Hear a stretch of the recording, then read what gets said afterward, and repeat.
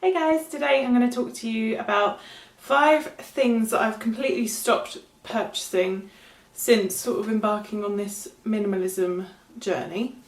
So the first thing I stopped buying pretty much immediately was cotton pads, and I don't know why I didn't think of this sooner, but my partner, my fiance, works for like a sort of sustainable eco-living brand, and he brought me home these like reusable cotton pads that are just sort of fabric, and they sort of come in this bamboo bag that you can throw in the washing.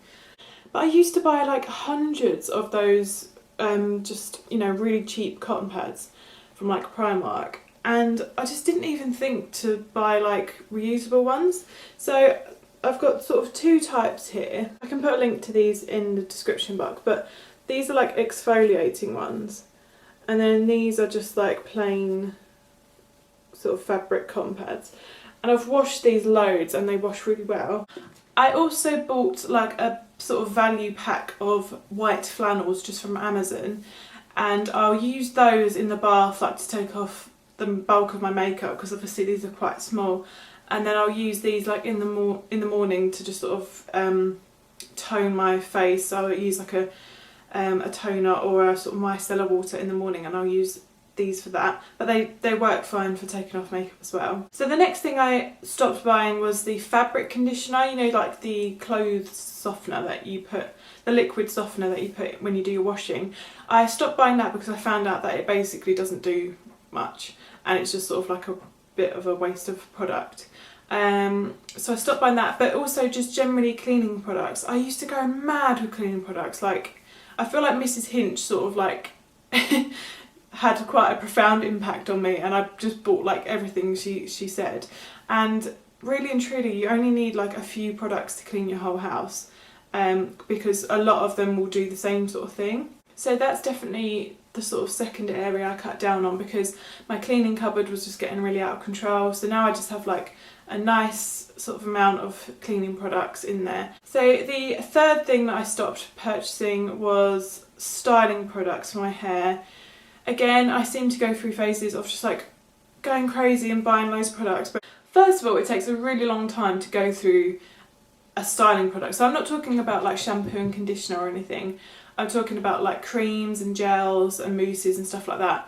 I ended up with loads, and I just need to like make sure I'm going through my whole stash before I buy any more. So I've just completely stopped buying styling products. I think when you have curly hair, you tend to just sort of like want to try every single one and make sure you find the best one for your hair, but I've completely stopped that now, and I'm just using up what I have. The next one is, it's like the best thing I've done with this whole thing. Like, I stopped using tampons like ages ago because I had a really bad experience with one. So I was using like towels and stuff, but I've completely stopped using like disposable menstrual products. And I have purchased period pants, and as unsexy as that is, it is like game changing.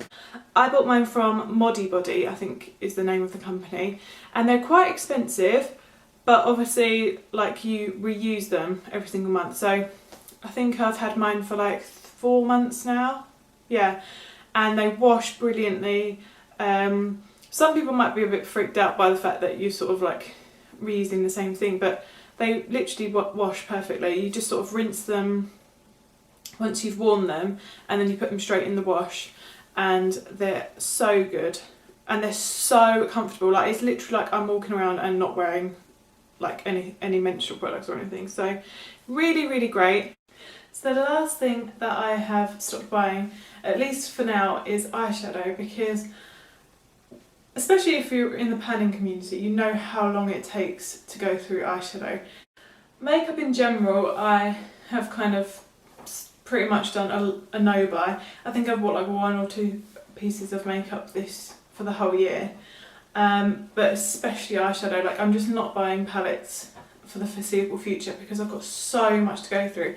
And eyeshadow is one of those things that I don't wear every single time I wear makeup. So, you know, like foundation and mascara and concealer and stuff, I'll wear that every single time, but I don't generally do like a full eyeshadow look every time. So it just takes me longer to go through it. And I feel like I'm like really drawn to them because everyone always talks about palettes and they come out all the time, and so it's been difficult to sort of restrain myself, but I just have to look in my collection and see that I've got so much to use up first, and that's really helped. So I hope these sort of tips have helped you.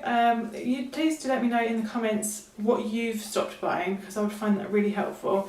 And I feel like we can all sort of make tiny changes within our homes to cut down on, first of all, the amount of waste we're producing, and also just the amount of like stuff and clutter we have.